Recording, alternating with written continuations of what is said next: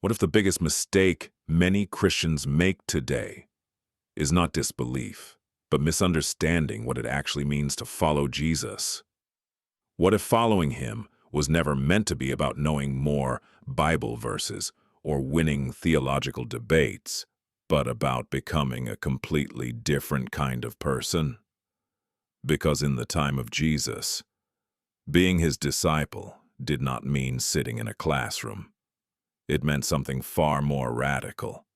It meant living so close to your teacher that the dust from his feet covered your clothes. And if that is true, then the real question is not, do you believe in Jesus? The real question is, are you actually becoming like him? The true meaning of learning from Jesus, Nipkacham, cinematic storytelling. For many people today, faith has quietly become an intellectual exercise. It is something we study, something we discuss, something we debate, but rarely something we live. Many believers can explain theology. They know doctrines, they know historical facts about the Bible, they know the right answers to the right questions. But something strange has happened.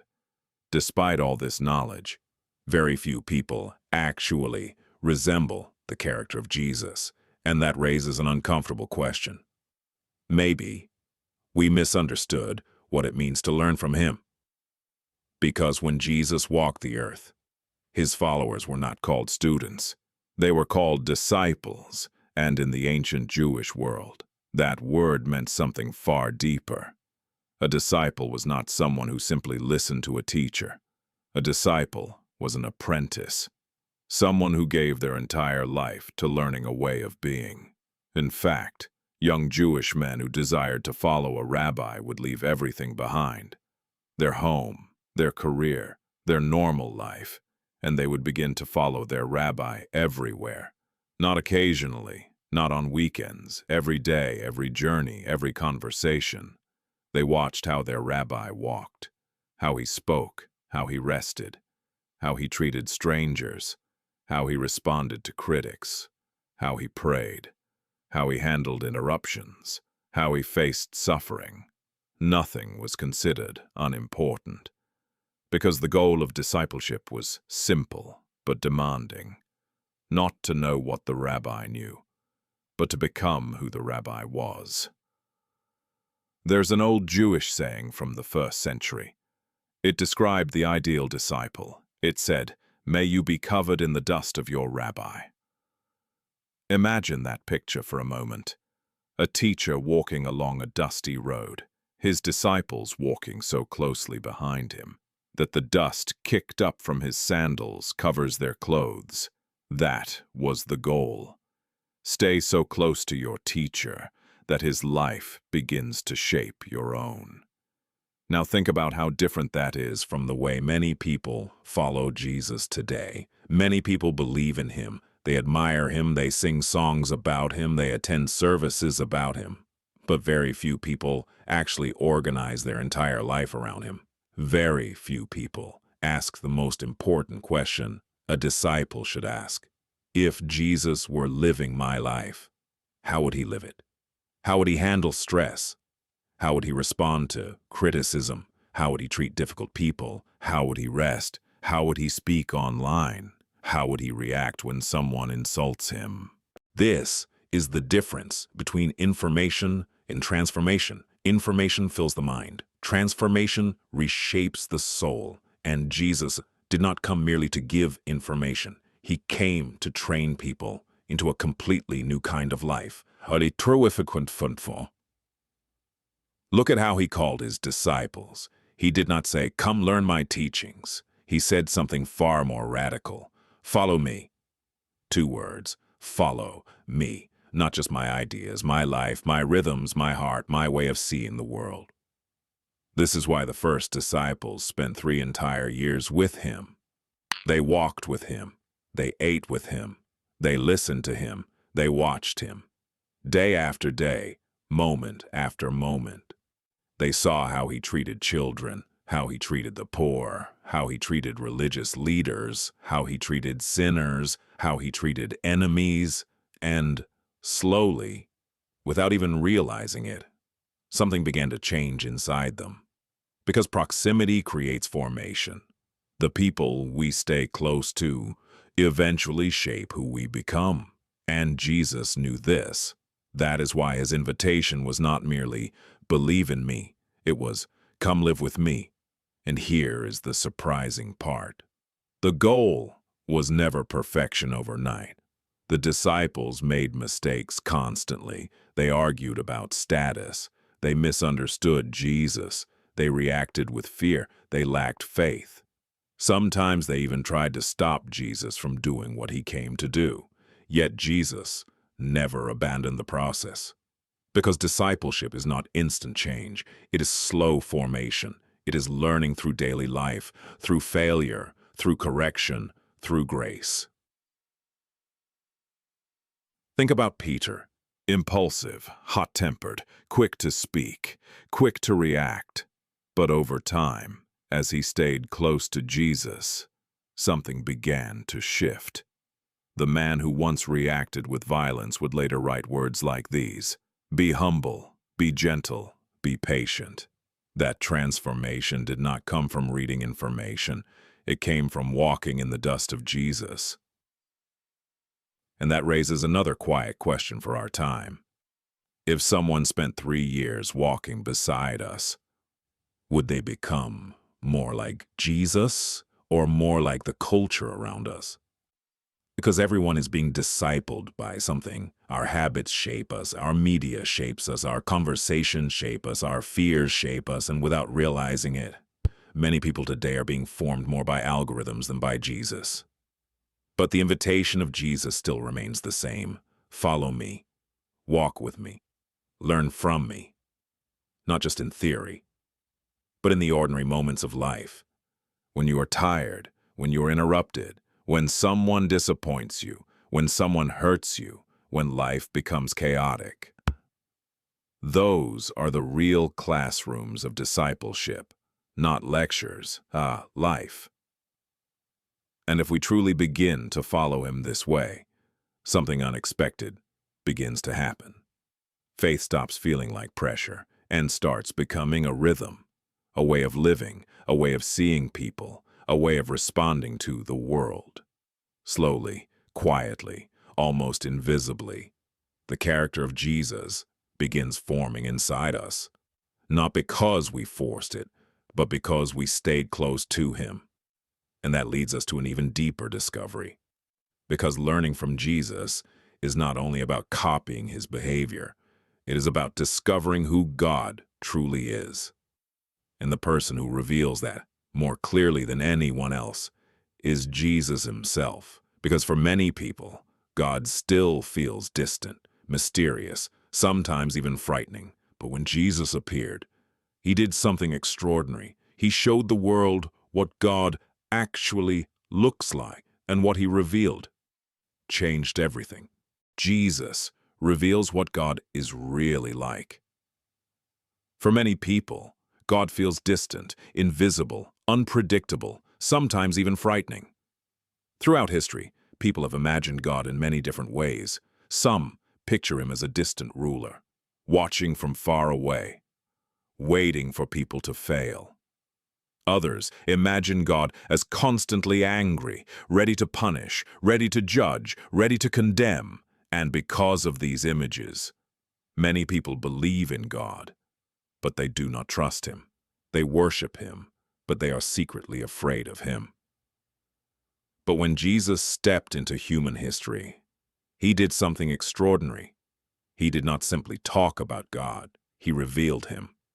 Not through abstract ideas, not through complicated theology, but through a life, through actions, through presence. One day, one of his disciples asked a question many people still ask today. Philip said to him, "Lord, show us the Father." In other words, show us what God is really like. And Jesus responded with a sentence so powerful that it changes everything. He said, Anyone who has seen me has seen the Father. That statement is easy to overlook, but if we truly understand it, it reshapes our entire picture of God. Because Jesus was saying something radical. If you want to know what God is like, look at me. Not at rumors, not at assumptions, not at fear. Look at me. Look at how I treat people. Look at how I respond to weakness. Look at how I approach suffering. Look at how I handle enemies. Look at how I love. Because that is what God is like. And when we look carefully at the life of Jesus, something surprising appears. Again and again, he moves toward the people everyone else avoids, toward the sick, toward the outcasts, toward the broken, toward the rejected. In ancient society, leprosy was more than a disease. It was a sentence of isolation. People with leprosy were forced to live outside the city. They could not hug their families. They could not enter public spaces. They could not touch anyone. They lived alone, ashamed, forgotten, and everyone believed touching them would make you unclean. But one day, a man with leprosy approached Jesus. Desperate, broken, he said, "Lord, if you are willing, you can make me clean." And the entire crowd waited. Would Jesus step back? Would he keep his distance like everyone else? But instead, Jesus did something no one expected. He reached out his hand and touched him. Not with fear, not with hesitation, but with compassion. In that moment, Jesus was not only healing a disease, he was revealing the heart of God, a God who moves toward the broken, a God who is not repelled by weakness, a God who is not afraid of human pain. This pattern appears again and again. A woman caught in sin is dragged before him. Religious leaders demand punishment, but Jesus kneels in the dust and protects her dignity. A blind man cries out for help. Crowds try to silence him, but Jesus stops everything to listen. A grieving family mourns the death of Lazarus, and Jesus does something many people forget. He weeps. Think about that for a moment. The one who holds the power of creation stands beside a grave and cries. Not because he lacks power, but because he feels human sorrow. And in that moment, God is not distant. He is present. He is close enough to weep. Chem, this is why many people were drawn to Jesus. Not just because of his miracles, but because of his presence. People felt safe near him. Children ran toward him. Outcasts trusted him. Sinners ate with him. Even those who disagreed with him could not ignore him. Because his life carried something rare: grace, truth, compassion, authority, all at once.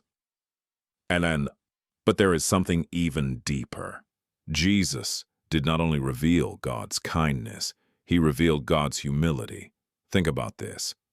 If God truly wanted to prove his power, he could have arrived with overwhelming force, with armies, with spectacle, with dominance.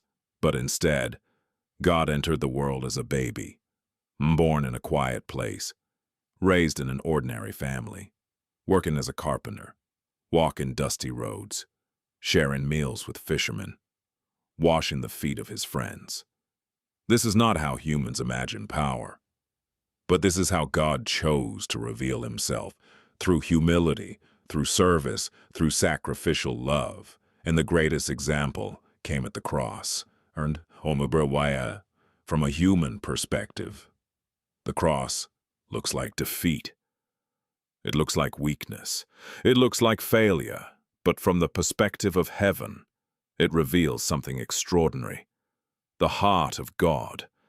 A God willing to suffer for the people he loves. A God willing to forgive even those who harm him. A God who absorbs violence instead of returning it. A God whose power is expressed through love.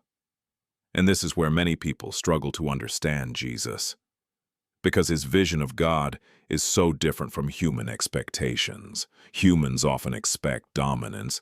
Jesus reveals humility. Humans expect revenge. Jesus reveals forgiveness. Humans expect distance. Jesus reveals closeness. Humans expect power. Jesus reveals sacrificial love. So if someone imagines God as harsher than Jesus, more cruel than Jesus, less compassionate than Jesus, then something is wrong. Because Jesus said clearly, "If you have seen me, you have seen the Father." And this revelation changes how we approach God. No longer with fear, but with trust. No longer hiding in shame, but stepping forward in honesty. No longer trying to impress Him, but learning to walk with Him. Because the God Jesus reveals is not looking for perfect performers. He is looking for transformed hearts, people willing to learn, people willing to grow, people willing to become more like Him. But here is the surprising part. Jesus did not teach this transformation in comfortable classrooms. He did not form His disciples through long lectures. Instead, He trained them in the most unexpected way, through life, through chaos, through storms, through impossible situations. Situations where their faith would be tested, situations where their weakness would be exposed, situations where they would discover how deeply they still needed Him. Because sometimes the greatest lessons about God are not learned in quiet moments. They are learned in the middle of the storm, transition, and that leads us to the next part of the story. Because Jesus had a very unusual method for training His disciples, He did not simply teach them truths. He led them into situations where those truths had to be lived. Storms, delays, impossible problems. Moments where they had no control. And those moments became the real classroom of transformation. The classroom of transformation, storms, delays, and impossible situations. Most people imagine spiritual growth happening in quiet places, in peaceful moments, in calm reflection, in comfortable environments where everything feels safe. But Jesus rarely trained His disciples in comfortable places. He trained them in reality, in unpredictable moments, in situations they could not control, because real transformation does not happen in theory, it happens in experience. One evening, after a long day of teaching crowds, Jesus said something simple to His disciples.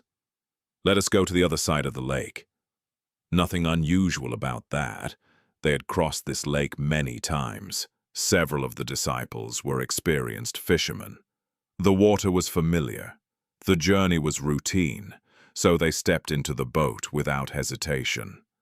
But somewhere in the darkness, the wind began to rise. At first, just a whisper, then stronger, then suddenly, the calm water turned violent. Waves slammed against the boat, the wind howled, water poured over the sides, and the small boat began to disappear in the storm. Now remember something important. These were not amateurs. Many of these men had spent their lives on the water.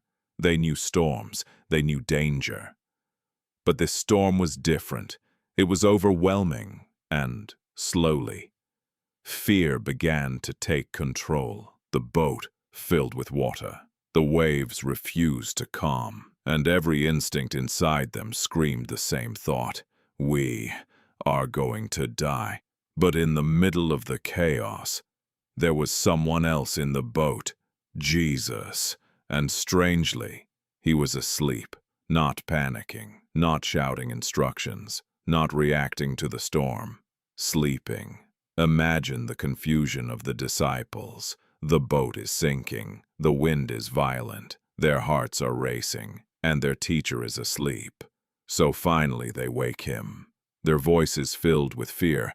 "Teacher, don't you care that we are perishing?"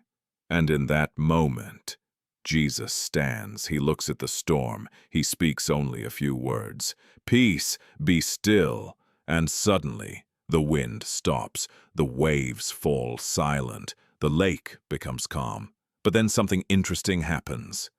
Jesus does not immediately praise them. Instead, he asks a question.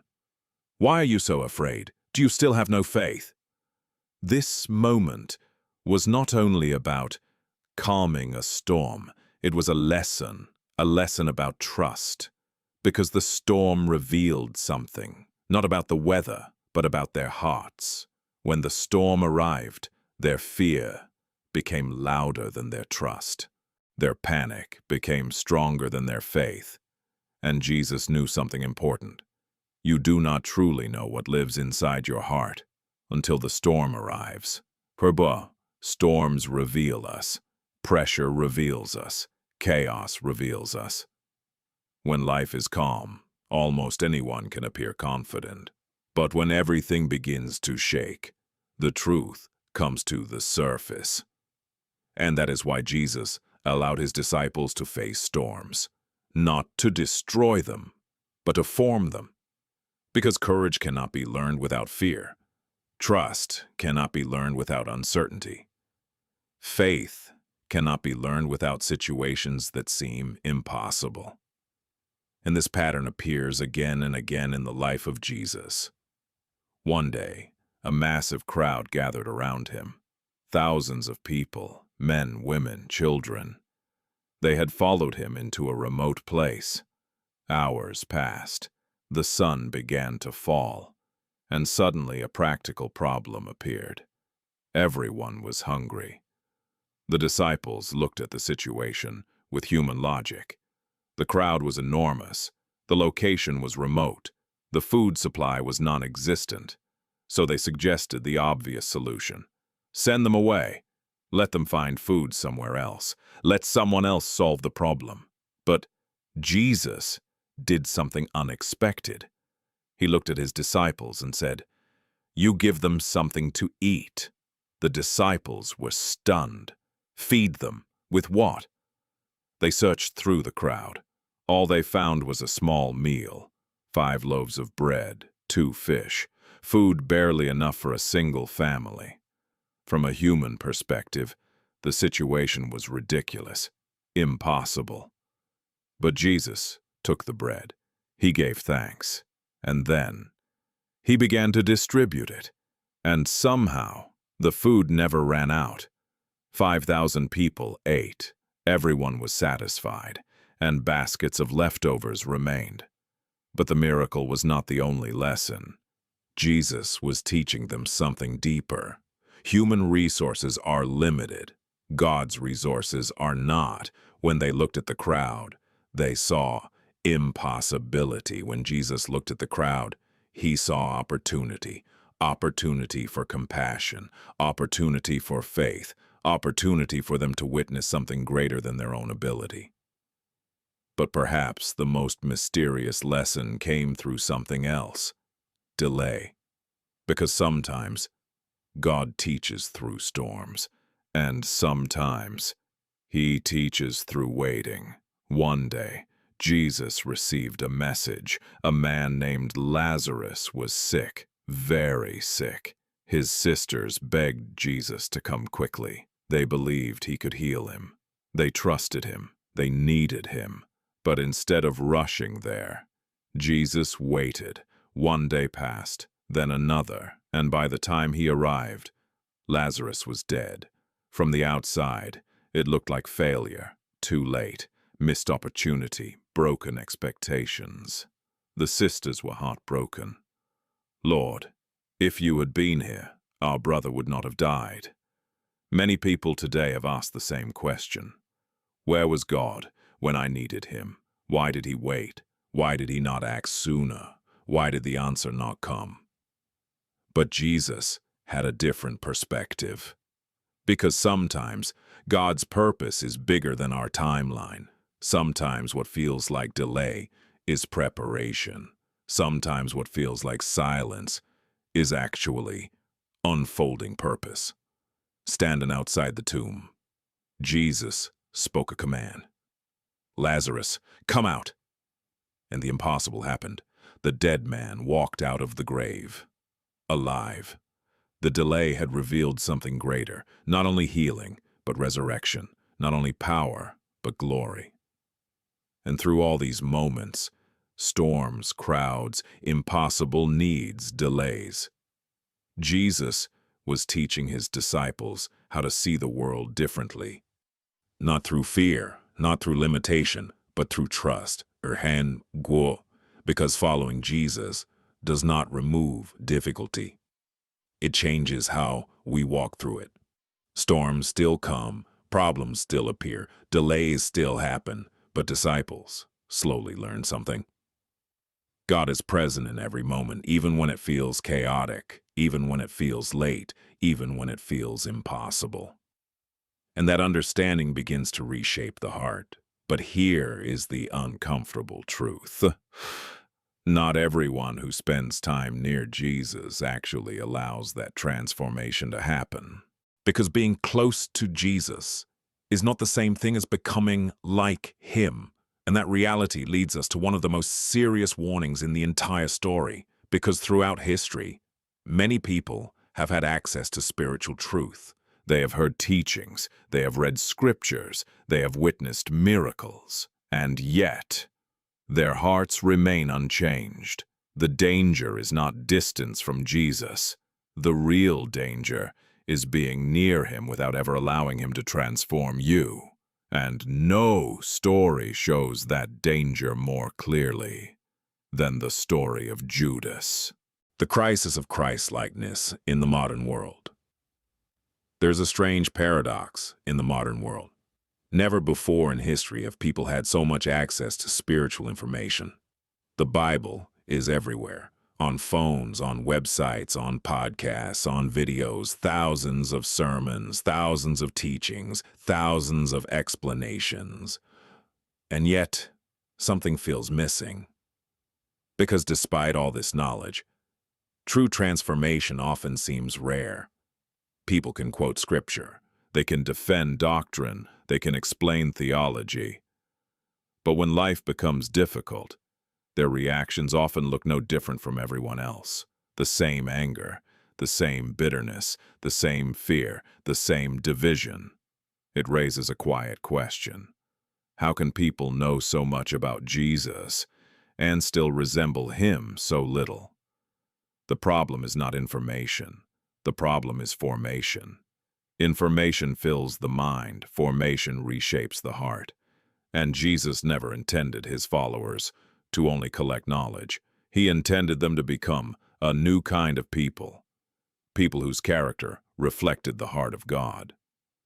But today, many forces compete to shape our hearts.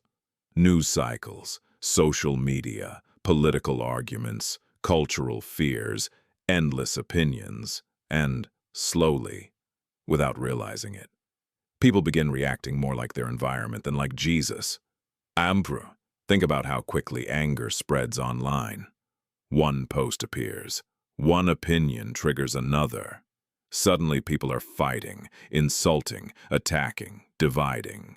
Everyone convinced they are right. Everyone convinced they are defending truth. But somewhere in the chaos, the Spirit of Jesus disappears. The gentleness, the patience, the humility, the mercy. Jesus once said something profound. You will know them by their fruit, not by their arguments, not by their intelligence, not by how loudly they defend ideas, by their fruit, by their character, by the way they treat people, even difficult people, even enemies. And this is where the crisis appears.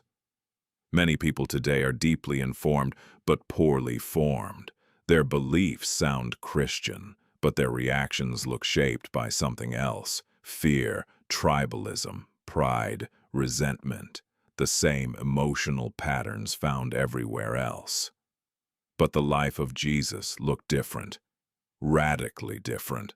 When people insulted him, he did not respond with rage. When people misunderstood him, he responded with patience. When people rejected him, he still loved them. Even on the cross, when surrounded by cruelty, he prayed for forgiveness. Father, forgive them.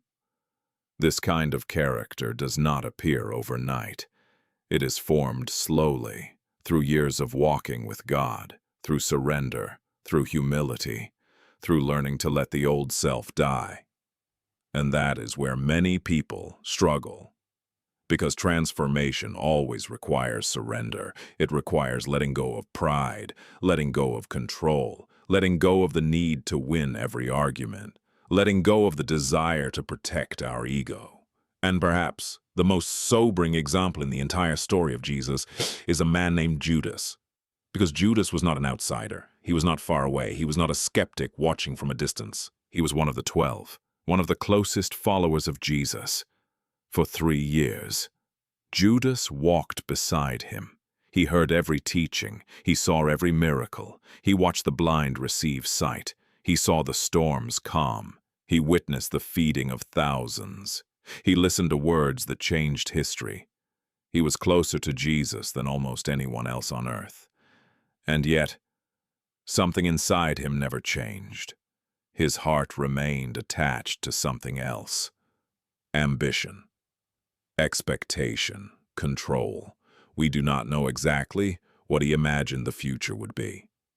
Perhaps he expected Jesus to become a powerful political leader. Perhaps he imagined status, influence, position. But when Jesus continued to walk the path of humility, something inside Judas became restless, frustrated, disappointed.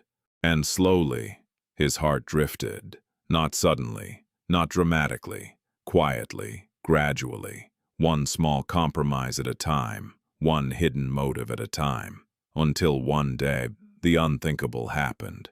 He betrayed the very person he had followed for years. The tragedy of Judas is not only betrayal, it is proximity without transformation, being near Jesus without becoming like him, seeing miracles without surrendering the heart, hearing truth without allowing it to reshape the soul. And that story still speaks today, because it reminds us of something important.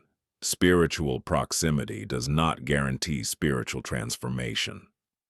Being in church does not automatically change the heart. Listening to sermons does not automatically produce humility. Reading scripture does not automatically create compassion. Transformation only happens when the heart truly surrenders, when pride loosens its grip, when ego steps aside, when we allow the life of Jesus to reshape our reactions, our desire, our identity. And that is why Jesus constantly invited people to something deeper, not just belief, apprenticeship, a lifelong journey of becoming like him. But here is the surprising truth. When people finally begin to live this way, something unexpected happens. Faith stops feeling heavy. Religion stops feeling exhausting. And the soul begins to experience something many people spend their lives searching for. Rest, real rest, not escape, not distraction, but deep peace inside the heart. And that leads us to the final and most beautiful part of this story. Because Jesus made a promise that many people overlook. A promise not about power, not about success, not about religious performance, but about something far more personal. Rest for the human soul. And the path to that rest is very different from what most people expect. The rest for your soul and the cost of transformation. Many people today are tired, not just physically, but deep inside, tired in their minds, tired in their hearts, tired in their souls. Life moves fast. Expectations are constant. Pressure never seems to stop. People are always trying to prove something, to succeed, to impress, to keep up, to avoid failure, to avoid judgment, and slowly, without realizing it, the soul becomes exhausted. Even in religion this can happen. People try harder, they do more, they push themselves to become better, more disciplined, more spiritual, more acceptable, but instead of peace, they feel pressure. Instead of rest, they feel guilt. Instead of freedom, they feel burdened. But one day Jesus spoke words that sounded completely different, words that felt almost too good to believe. He said, "Come to me, all who are weary and burdened, and I will give you rest." Rest, not pressure, not performance, not endless striving. Rest. But then Jesus said something many people misunderstand.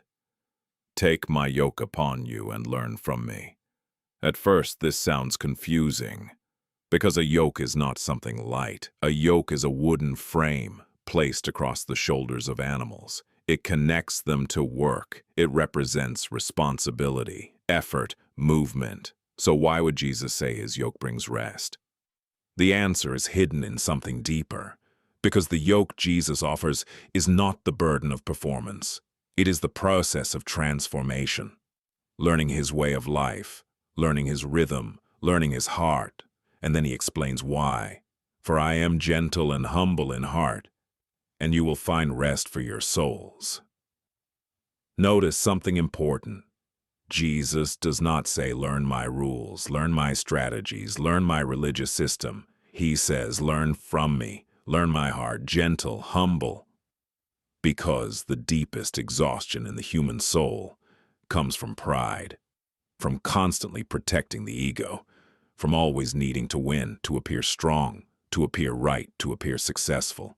But humility changes everything. Humility allows the soul to breathe. Humility removes the pressure of pretending. Humility allows people to be honest, to grow, to change. But humility does not come easily. It requires something difficult, something Jesus described in very serious words. He said, "Whoever wants to follow me must deny themselves and take up their cross." In other words, transformation requires the death of the old self, not physical death, but the death of ego, the death of pride, the death of the constant need to protect our identity. This is the hidden cost of becoming like Jesus. Parts of us must change. Some desires must fade, some reactions must soften, some habits must disappear. The old identity must slowly surrender. And this process can feel uncomfortable. Because the ego resists, pride resists, control resists. But something beautiful happens when the process continues. The heart becomes lighter, not heavier, because the more the ego fades, the more peace grows. The disciples experienced this slowly. At first they were competitive, arguing about status, arguing about greatness, arguing about who would sit closest to power. But over time, walking with Jesus reshaped them. The men who once fought for position eventually gave their lives serving others. The men who once feared storms later faced persecution with courage. The men who once misunderstood Jesus became people who reflected his heart. This is the quiet miracle of discipleship. Not instant perfection, but gradual transformation. Day by day, moment by moment, choice by choice, the life of Jesus forming inside ordinary people. And this invitation still exists today. Jesus is still calling people to follow him. Not just believe in him, not just admire him, but walk with him, learn from him, become like him. And when that journey begins, something unexpected happens. Faith stops feeling like a burden and begins to feel like life. Peace grows deeper, compassion grows stronger, fear loses its control, and slowly, the soul discovers what Jesus promised long ago: rest, real rest, the kind of rest that cannot be taken away by storms, by chaos, by uncertainty, because it is rooted in a relationship, a life walking beside him. And perhaps that is the real question every person must eventually face. Not simply, do I believe in Jesus? But something deeper. Am I actually learning to live like him? Because information can change what we know, but discipleship changes who we become. The teachings of Jesus have been heard for over 2,000 years. But the real challenge has never been hearing them. The real challenge is living them, walking close enough to him that his life begins to reshape our own. And maybe That journey is only just beginning. If you enjoy exploring the deeper stories of the Bible, the hidden lessons inside the life of Jesus, and the ancient wisdom that still speaks today, then subscribe to the channel Ancient Bible Stories, because there are many more stories waiting to be uncovered, and the next one might change the way you see everything.